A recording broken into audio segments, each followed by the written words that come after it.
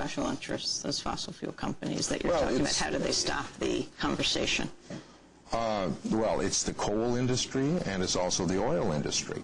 And they put out disinformation. They fund a small number of scientists, and they expect the media to give you a balanced story. And by balanced, they mean that the scientists are saying that something's happening have to be balanced by someone say, oh, this is just natural.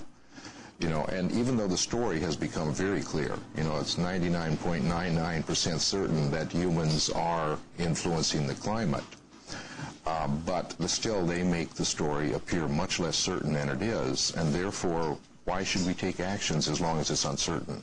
We're talking to Dr. James Hansen, who is heading up the NASA's Goddard Institute. He has for 25 years. And when we come back, we will also be joined by Mark Bowen, who's written a book about James Hansen called Censoring Science. Stay with us.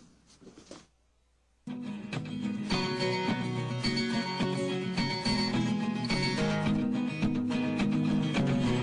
there, really good and strong. Ditches all day long. Did you get your kicks knocked down the wall? You wouldn't say. Do you find yourself trying to figure out why you ever came? Did you find your heart in all the danger, death, and pain? Or are you just the same? A nice young man, do you feel lost between the haves and the have-nots? You turn your back on all you got, it's hard to say. When you see the misery that it brought a bit too late. No toxic water gonna wash your life away. Look the other way.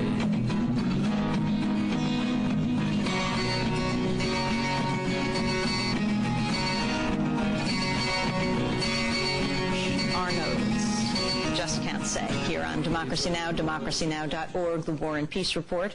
We're broadcasting on over 650 stations, on Pacifica and NPR stations, on low-power FM college and community radio stations, on public access TV and PBS TV stations in both TV satellite networks, on Dish Network Channel 9415 Free Speech TV, 9410 Link TV, and on DirecTV, Channel 375. And we're video and audio podcasting at democracynow.org. And our headlines are available in Spanish for any radio station to take, as over 150 are. They're also there in transcript form for anyone to read, as are all of our broadcasts. I'm Amy Goodman with Juan Gonzalez. We're talking about censoring science inside the political attack on Dr. James Hansen and the truth of global warming. Our guests are Dr. James Hansen himself. For the past 25 years, he's headed NASA's Goddard Institute. We are also joined by Mark Bowen, who wrote Censoring Science. Mark, well, thank you very much for joining us from Massachusetts. Why did you choose to take this on as a topic of your book? Well, actually, I was going to write I was hoping to write a book about Jim anyway, back in 2005. Back in the fall of 2005, I was actually talking to an editor about doing that.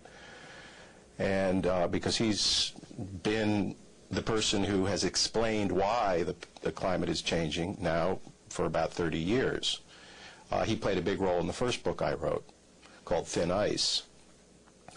And so I was just kind of amazed when all of a sudden he made the headlines there in the New York Times at the end of January 2006. And I actually waited about a month because of a funny kind of arrangement I had with my editor where he was supposed to contact Jim first. But then at the end of February, I called Jim and sent him an email, and he responded within, it turns out, about 20 minutes and said, sure, let's do it. And so I've been trying to keep up with him basically now for about 2 years as I tried to write this book, as he continued to just move along at this breakneck pace, you see. And in your book, you talk quite a bit about what was going on in the Bush administration in reaction to Dr. Hansen's statements and viewpoints. And in some of the clips that we ran, people kept referring to this young pipsqueak or this political appointee. Talk about Michael Deutsch, the young man right out of college, and his efforts to muzzle Dr. Hansen. Okay, his name is George Deutsch. I'm sorry, George Deutsch, yes. He was a 24-year-old political appointee. He was in an unusually senior position for a person of his experience or lack of experience. He had come straight from the Bush-Cheney war room for the re-election campaign. As it turned out, he had neglected to graduate from college, although he had put that on his resume. And according to the person who hired him for this post, he told her also that he had graduated from college, point blank. But it's not really true to say that he was the person who squelched Jim Hansen. He was acting clearly on orders from the top two, or at least the second in command of public affairs at NASA at the time, a fellow named Dean Acosta, who was the assistant, I don't know, they have complicated names, deputy assistant administrator for public affairs. And Mr. Acosta was working in concert with people from the Council on Environmental Quality and the Office of Science and Technology Policy within the White House. The way that it played out, because they were so cunning about doing it, was that all the standard media outlets could pin it on was this young man. The New York Times, for instance, left it at that. And so in my book, I go into fairly complete detail about exactly what was going on, because they were very consciously not leaving a paper trail, telling people not to send emails on this issue, and trying to keep it all. They would hold meetings where there would be generally 2 senior political appointees and 1 career NASA person. So there would be no witnesses at the NASA person's level. And then that person would be told not to put anything in writing and not to send emails about it, only to communicate by telephone and voice or in meetings.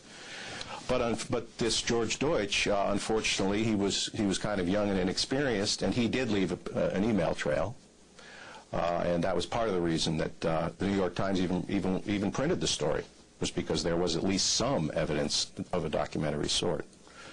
So It's not true that it was just George Deutsch doing it. Here was this young man, George Deutsch, who you had to go through. You had to get approval to do your interviews with the public, with reporters. Is that right, Dr. Hansen? Well, yeah. After my talk at AGU, I was told that I had to have prior approval to speak to the media.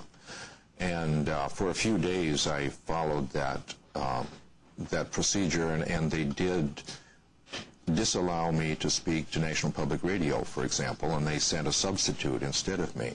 And then NPR decided they didn't want to do the interview. And there were a couple of other cases like that. But then I decided I wasn't going to let this continue in the long run, and so that was when I contacted other media, and Andy Revkin wrote an article for the New York Times. Well, Dr. Hansen, last year you testified at a hearing of the House Oversight and Government Reform Committee. Also called to testify was James Connaughton, the chair of the White House Council on Environmental Quality. This is some of what Connaughton had to say. Well, I want to start, as I indicated, of having the highest personal regard and professional regard for Dr. Hansen and his work. My son and I were just watching him on TV last night on the History Channel. Congressmen, senior administration officials, highly accomplished senior scientists, we all chafe at having to talk to our public affairs people. But the public affairs people are there for a reason. They're there to organize and be sure that what we are saying is official government policy is understood, and that the people who might have to then respond to those statements can effectively do so. I mean, this is a process that's been with us for a long, long time, and it works well. Now, we all chafe from it. I can understand Dr. Hansen, especially chafing if it comes from someone relatively young and inexperienced, but the policy of public affairs is a very important one. Now, I would note that I am not aware of any instance where any scientist in pursuing their science, of any scientist in seeking peer review of their science, it was in any way controlled, handled, or otherwise managed in their scientific work. I mean, from what I see all over the world and when people come to me, scientists come and speak their mind. To me, they come and speak their mind to you. What we're talking about is the science policy interface. And that has significant implications that require some level of management.